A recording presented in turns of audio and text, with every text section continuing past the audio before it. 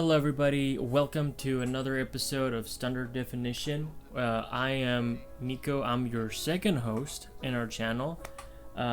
In this episode, I want to talk about something that has been bothering everybody for the past few years. Film cameras. I know that the film has been back for a while now, and a lot of people are really into it lately, which is awesome because it forces all these companies that they make films like Kodak and Fujifilm and Ilford, they make them produce more film for us. So, in this episode, I want to talk about film cameras, but I want to make it very specific. I understand that many of us have gone digging in our parents' drawers trying to find all these point and shoot cameras that they exist. Everybody in every household has at least one point and shoot film camera, 35mm, right? Everybody does. My family had an Olympus. This house has a Minolta and a Canon and whatever. So we all have those cameras, but I'm not gonna talk about point and shoot cameras. What I wanna talk about is SLR cameras. This video is not gonna be me telling you which camera to buy and which brand you should look at in the market, but I'm just gonna show you what I have and what my experience has been. So I have been a Pentax user since 2006, maybe? So when I started my career, I bought this Pentax K20D. This camera is, I believe, a 2009 model. I originally had the previous model. It was a K100D, I think. So she has 14.6 megapixels. I had this camera for 10 years, and I finally last year decided to retire her and buy a new body.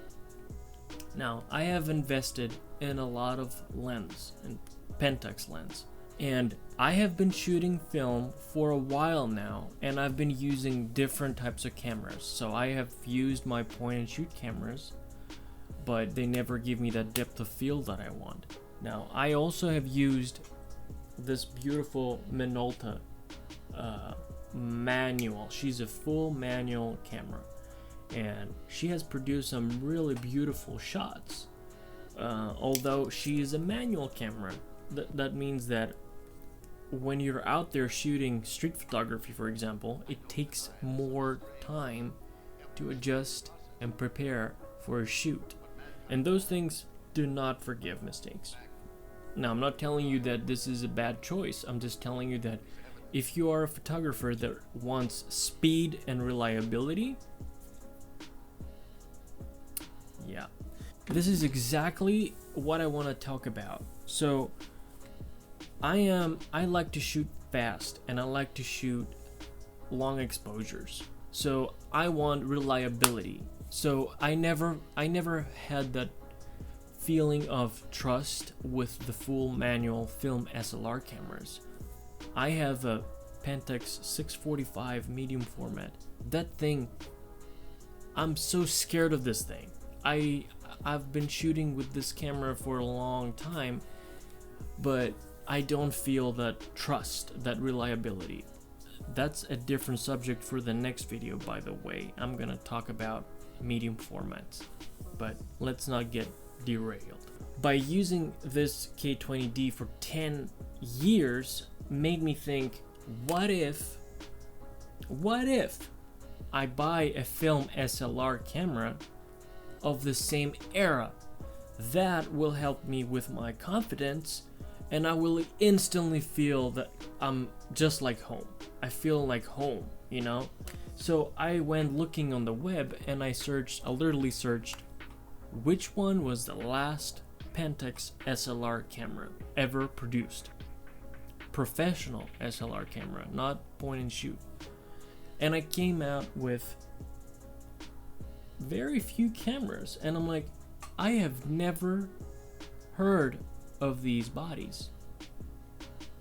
And I realized how cheap they are. Let's say you want to buy the Pentax K1000, which is the most popular manual SLR camera. Those things are expensive. You might find it with $200, maybe $300, depending on the condition. I bought a camera with 180, and she is a full modern SLR camera. Let me show you. So this is the Pentax MZ-S. Again, I'm not trying to sell this camera to you, I'm just showing you what I got. So this camera was built in 2006 to 2008, like I think around then, I'm not exactly sure. This camera has almost the same material, the same weight, the same battery life, the same on and off switch button. I immediately felt that I'm using the same camera, with just the difference that she has a film, she has a sensor. So this camera I bought for $180, and I immediately tried all my lenses with this camera. They all work perfectly. She has autofocus, she has a million options for like light meter and shooting modes, and she even has a multi-exposure mode for a film.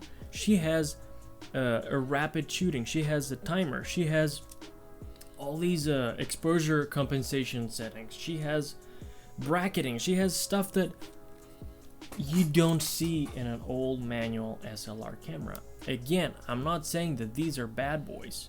I'm just saying that if you want to shoot film and you are limited with the old manual cameras because you can't just do what you wanted to do with your digital, then look for your system's last SLR cameras. Say if you have a Canon, look for the last SLR Canon produced and start going your way down from there. Or if you have a Nikon, same thing.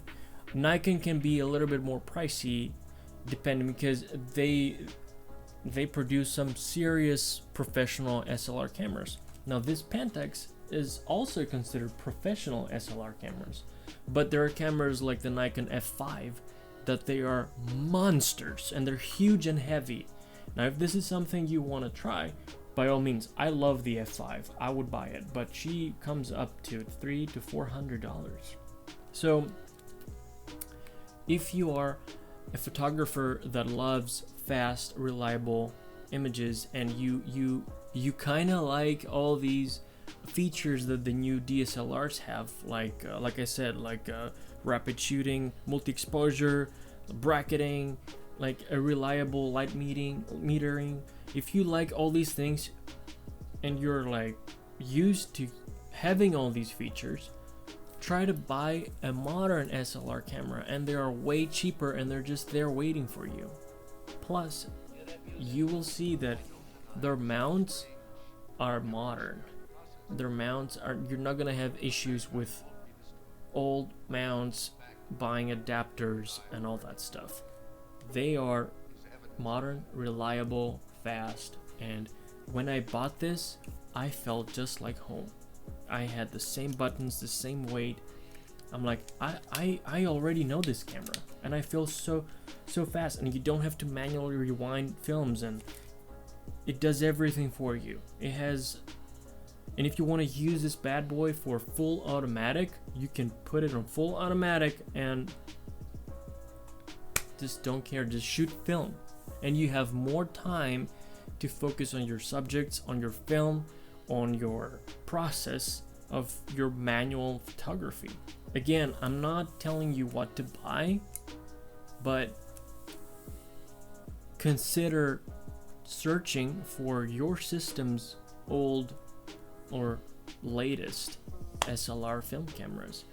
My next episode is going to be about medium format, so you might stick around for that, because I want to talk about how it is to use a 645 Pentax camera, because I feel like she's using me and I'm not using her. I feel out of control with this, and I'm trying to learn how to use that camera and be more familiar so I can make her my daily camera. But this is gonna be the next subject for the next video. So wrapping up, I hope that I made you think and gave you something to chew on. If you're really interested in film camera, might as well consider getting a professional SLR camera that is modernized, that has features, that has buttons that help you. Now, if you are a full manual lover, by all means, go buy that old Nikon, go buy that old Pentax K1000. Like, they're gorgeous cameras, and it's a whole different ideal shooting full manual. If you want to shoot film and you don't like being full manual, there are options aside from point and shoot cameras. You have the option to choose and find a professional SLR camera like the MZ-S or the F5. Who knows? So I hope you liked that video. Please like and subscribe to our channel. We have a lot of things coming up. We are just starting our channel because we have other things going on for a lot of years, but we wanted to isolate our photography passion in a new channel separate with everything else that we're doing.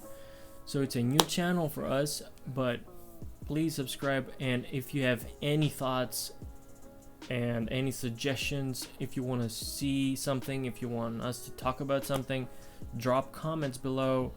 I hope you liked that video. We'll see you in the next episode. Thank you guys for watching.